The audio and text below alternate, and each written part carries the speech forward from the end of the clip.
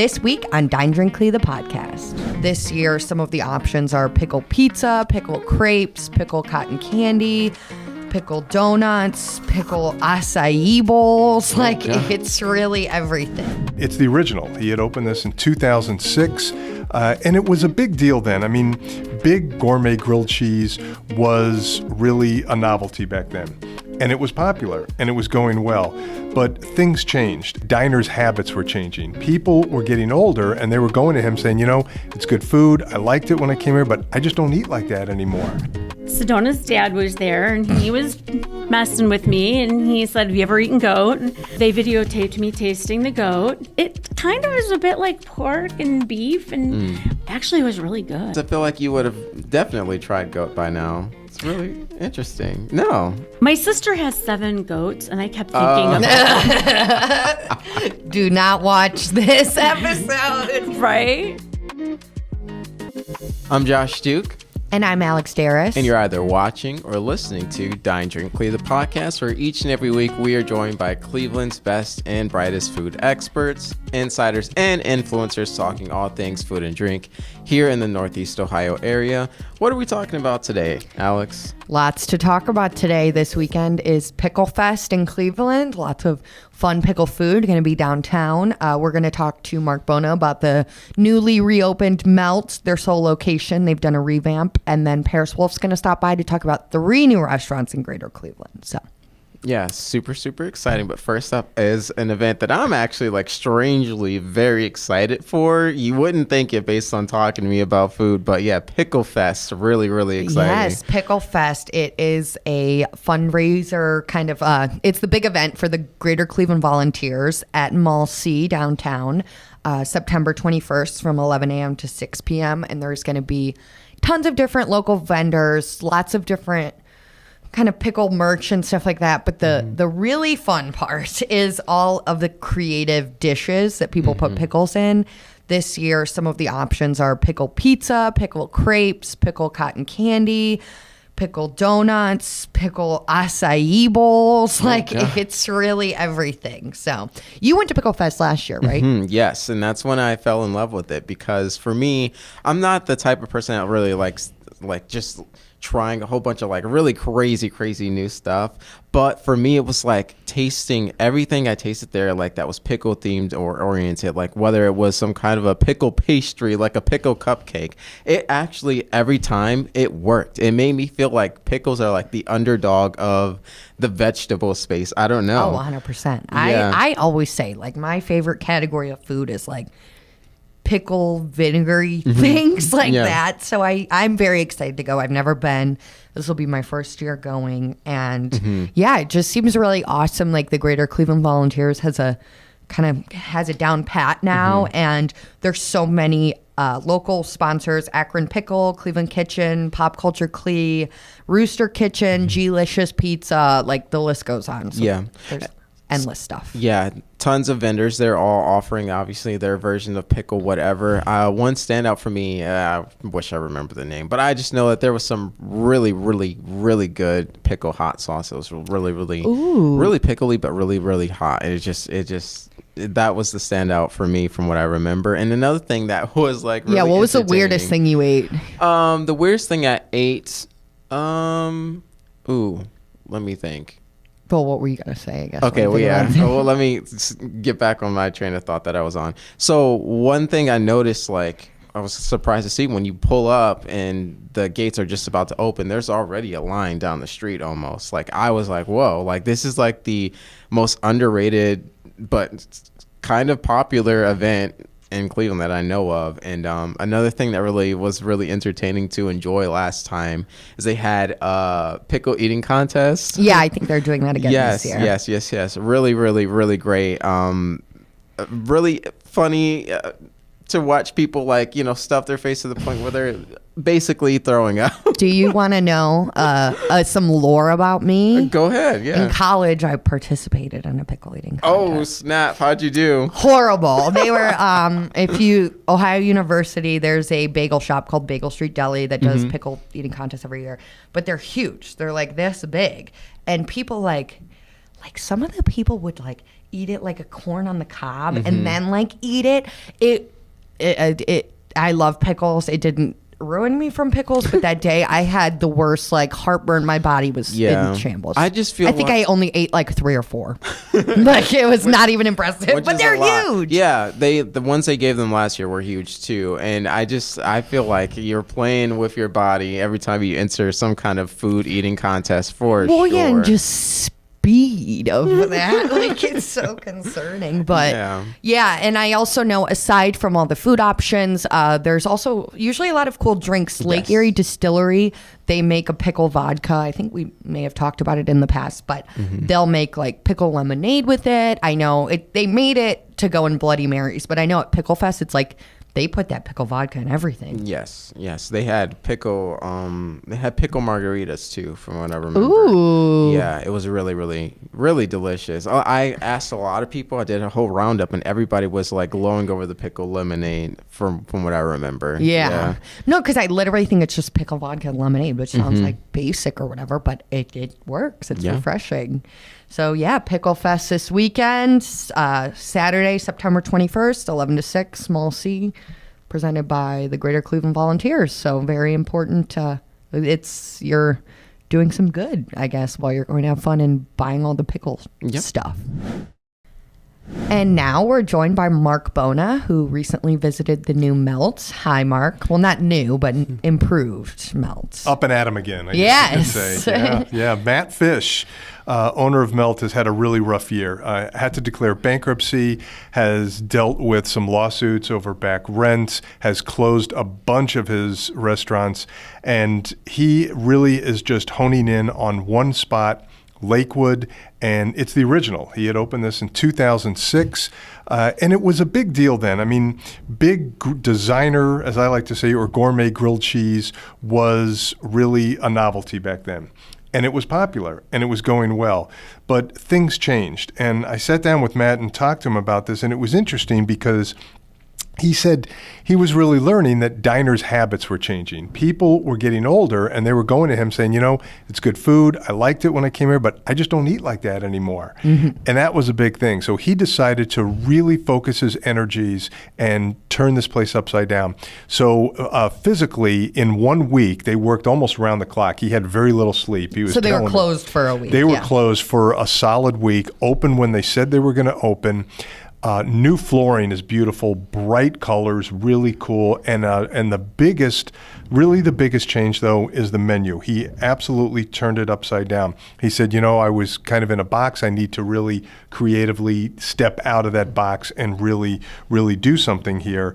And you know what? He's doing a good job with this. At one point, he was telling me the menu got out of hand. He said at one point we had 32 sandwiches. We're now down to 11. Wow. Yeah. And it's like you said, that's kind of what they were known for in the beginning, these huge sandwiches, but sounds like things have changed. So now that they've pared back the sandwich menu, what else is he offering or trying to offer diners? So they still have a couple of the classic grilled cheese, but this is definitely that's not a focus. I mean, if you never heard of Melt and you're from out of town and you walk in there, you would just see a couple of cool grilled cheese sandwiches and that's it. There's so many diverse, different flavors on the menu. He's got whipped ricotta with honey, pistachio, and grilled bread.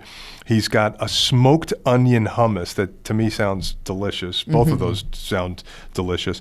And this was interesting. He's had French onion soup on the menu for a long time. Now, he's a vegetarian, and he wanted to find a way to make French onion soup with a vegetarian base. Now, I would have thought that, wait a minute, French onion soup doesn't have beef in it, doesn't have meat, so it's okay. He said the base is always a beef stock. I didn't realize that. He found a way to make it with, I think he said, a vegan stock. This is interesting, and he said it took off. People absolutely loved it, so they're keeping that on the menu. They have another thing where there's a veggie plate. You can pick 4 of the sides. They're not all veggies, but you can pick 4 of the veggie sides and create your own plate.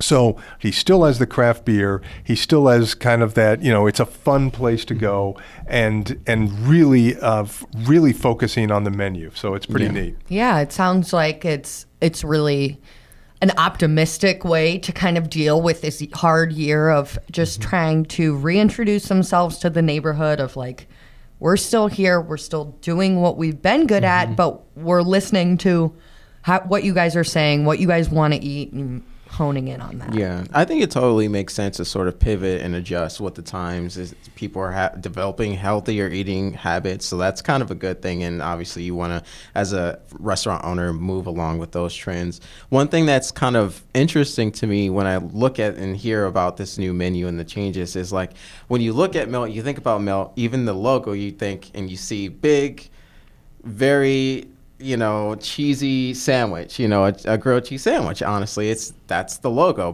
basically. So like, I wonder if he thought about changing the branding behind things to sort of like, I don't know, like point towards more sort of what you're talking about with some healthier shareable options and not so much a grilled cheese. Yeah, no, I thought about that too. It's like, but I'm sure that's a whole other undertaking. It's a lot easier to rebrand. I think that's exactly the point. I liked your description of he's reintroduced back into the community.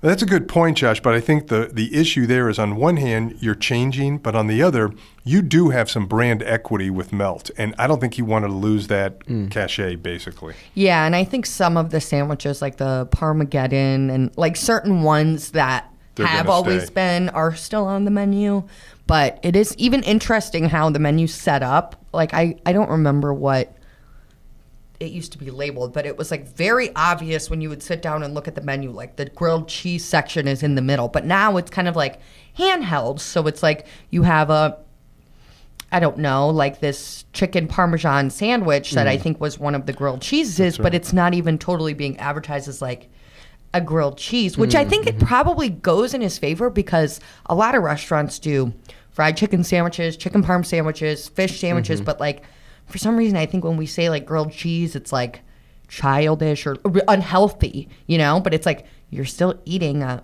chicken parm sandwich. It doesn't really make a difference. That's a good point. That is so true. But Absolutely. I think it was smart for how he's doing the menu now that it's not, you wouldn't even really know unless you know that these are grilled cheeses because they're just sandwiches. That's what a grilled cheese is. Right. He's added, he's growing up. He said this place needed to mature a bit. It had been 18 years since he opened that spot. And by the way, they actually did do a bit of a facelift a few years ago. But this is a pretty big one. It was a good overhaul. He's added a handful of wines to the menu. They're very approachable. I mean, bottles and glasses, which I think is neat, especially nowadays. I will talk about this every week if I had to, but I love the fact that you can buy a bottle, and if you don't finish it, you can take it home legally. I think that's great. So I think that's a neat idea. I think it just adds to it. The more offerings you can get, the better. I do also believe that only mom and pop, tiny little places can stay and do the same thing day in and day out. Everybody else needs to be open to change. And I've had restaurant owners tell me the general rule of thumb in the industry is every 7 years, you need to do something, whether it's physical or menu or both. And I think that's important, and he's keeping up with the times. Yeah, for sure. And I think, like, even just looking at greater Cleveland restaurants in general, like, to be around for, 16 years? Did you just say 14? 18 for Mel. 18 years, yeah. To be around that long, it's like, first of all, how many restaurants can even say that? I think whenever they are, we talk about it on here because it's significant. And it's like, if you want to last another 18 or whatever, you got to do something a little different. That's it. And so when you were talking with Matt, did it kind of feel like this was giving any kind of like, I guess what's the vibe in terms of him trying to get away from sort of this negative stuff that's been going on with closings and bankruptcy bankruptcy and lawsuits and all that? Does it feel like this is a positive direction for Mel? Yeah, it does in that he initially, several months ago, his plans, he's had to evolve himself. And he had some hard and tough decisions to make, emotional decisions, because this was his baby that he started almost 2 decades ago. His initial plan a few months ago was to get it down to 3 locations, and that just wasn't going to work. So then he went back with his accountant, and he crunched the numbers. He looked at everything they had, and they decided one restaurant. Now, this is beyond my business scope and sense. sense, but he basically said, we can make more money with one restaurant in this day and age, however he's working this out, rather than trying to bounce between 2 or 3. And that's important because this happens when you expand. You've got one person and you spend all your time on the road zinging all over the place. Now, granted, Greater Cleveland is big, but not that big. But still, you're dealing with some traffic. You're crossing all over the place. He felt they could hone in on one, focus on what they're doing, really reinvent that menu. And, the place is really cool, new floor and all that. It's great. I like the vibe personally. I like what they've done. But the menu really is the big change. Yeah, for sure. And it just seems like, well, even like you said, besides the time in between, it's like it's a lot easier to make one rent payment than 3 or 4 or 5. So it's like hopefully it does help them get kind of back on track and get through this rough patch so they can continue to be part of the culinary scene. Okay, and we got Paris here who's going to talk to us about a few new and coming restaurants in the Greater Cleveland area. And starting off, you got something in Shaker Heights, Coyoacán. Tell us about it. Yes. That is going to be a Mexican taqueria and brewery. It will be opening in mid to late October. It is being opened by Ray Galindo. His family, if it sounds Galindo name sounds familiar, they owned Luchita's restaurant. The first one was opened on West 117th in 1981. And eventually they had 6 restaurants around the city. Ray was the top chef for them for many years before going on to become a financial advisor. And he is going to be the chef at the new place until he trains staff to take over. No, that's awesome because I think a lot of people, when Luchita's closed, especially that original 117th location, was really like missing. Like that was everybody's favorite Mexican restaurant. So it's very cool that the family is kind of going on. And I know they also have connection with the Cilantro Taqueria chain. Yes, that is Ray's brother Alex, and I believe his nephew are owners in that chain. Yes, and Cilantro it's like I tell everybody, like, if you're a Chipotle person, just go to Cilantro once and you will never want to eat Chipotle again. Because it's real deal, it's local, it's like everything's delicious. So, yeah, I'm very excited to see this new project. And they're teaming up with a brewery that's Compass Rose out of Raleigh, North Carolina. And it is also, I asked him, I said, well, how did you get to know them? And he said, well, they're Mexican, we're Mexican. And it just, the relationship made a lot of sense. Yeah. So they have ownership in each other's projects, and they're going to be opening